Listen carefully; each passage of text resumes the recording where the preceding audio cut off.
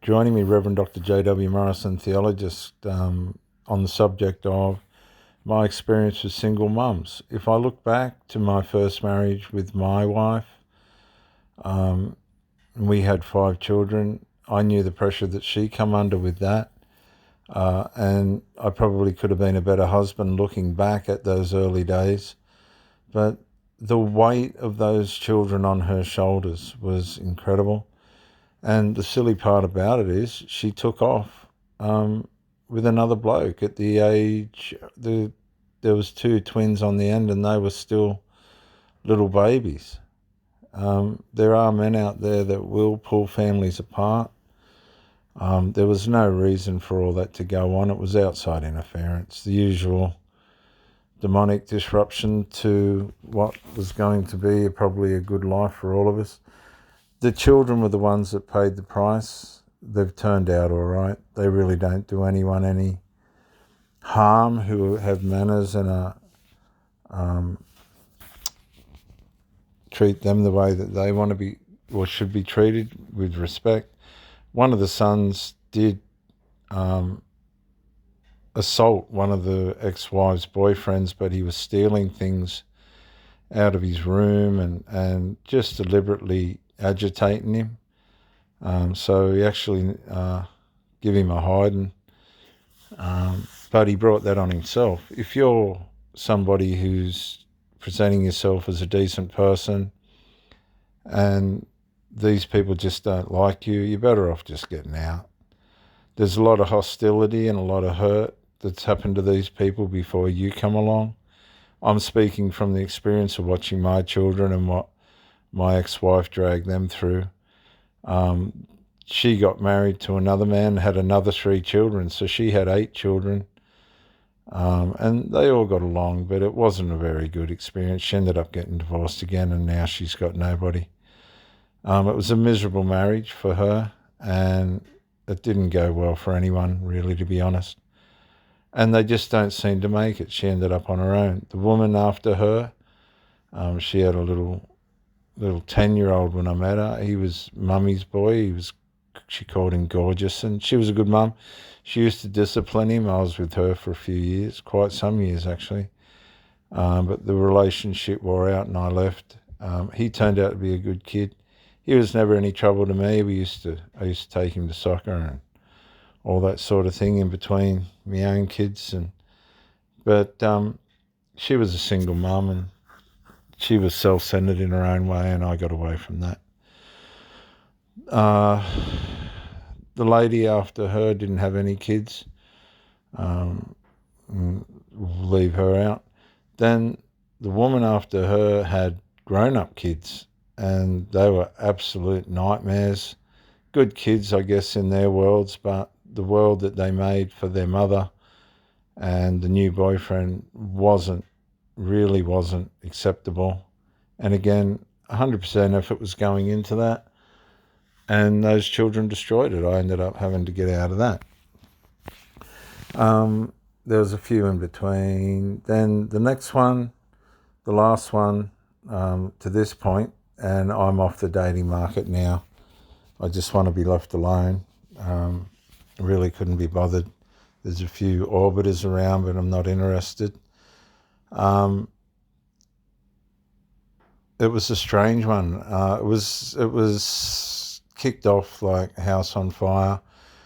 Me and her would have been fine if she didn't have, as far as I can tell, without being too naive, she had 2 adult sons living with her, and they just weren't going to accept that she had any stability.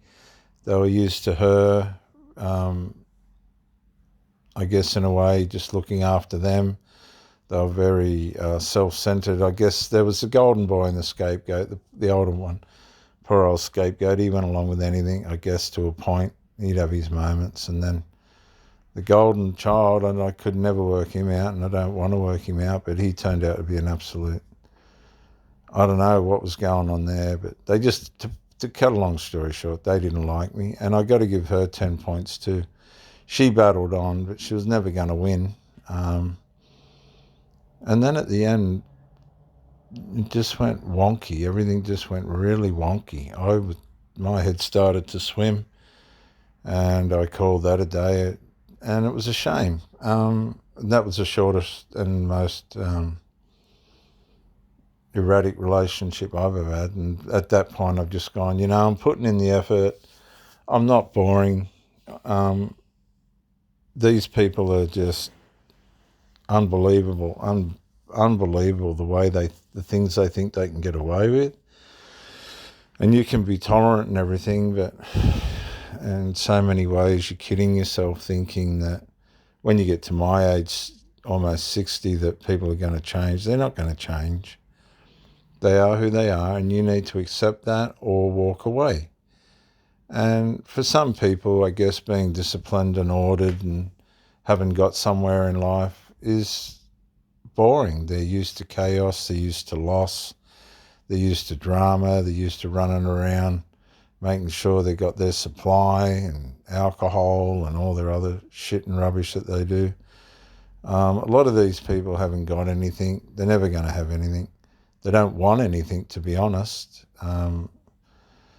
The attitude seems to be that money's not that important, yet they spend their whole fucking lives chasing it. And sorry for swearing, but it makes me angry. I've just seen the paradoxical thinking and the destructive behaviour, and you're just trying to be a man and you can't. There's some dimensions where you're just not going to be able to, and it's so sad. I've watched these people heal from psychological illnesses only to allow themselves to fall back in. I've watched them come off drugs several times only to fall back in. I've brought order and watched them heal, and they get drawn back in by outside influences. That's why single mums are trouble, because you're not going to contend with the influences of their children. And why would you? I couldn't be bothered. As soon as the children start, I just remove myself. I'm happy to go back and try having a talk about, what the problem is and how we can fix it. But if it's just rubbish, and a lot of it's just they don't like you, it's a waste of time. A lot of these women will sneak out behind their children's back to come and see you and have sex and then go back.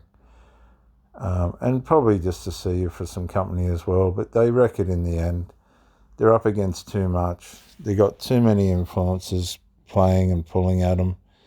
And you're watching it and you're just watching them fall to bits, and you're thinking, it's just not worth it. Sometimes you'll be barred from their houses. Sometimes you just won't want to go to their houses. It's too hostile. And it's an affront on your masculinity. And you're thinking, I don't even feel like a man. I feel like a gorilla that's in a cage. That's how I felt.